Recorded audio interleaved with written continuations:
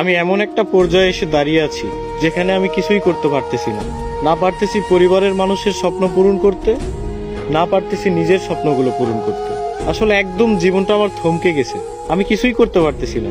কি হচ্ছে আমার জীবনের সাথে, কেন হচ্ছে, এই হিসাবগুলো আমি মিলাতে পারতেছি না।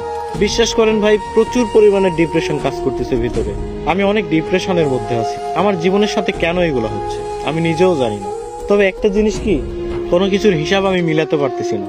একটা সময় ডিপ্রেশন কি জিনিস জানতাম না, এখন জানতেছি। তবে একটা কথা মাথায় রাখবেন, ডিপ্রেশন বিভিন্ন ধরনের হয়।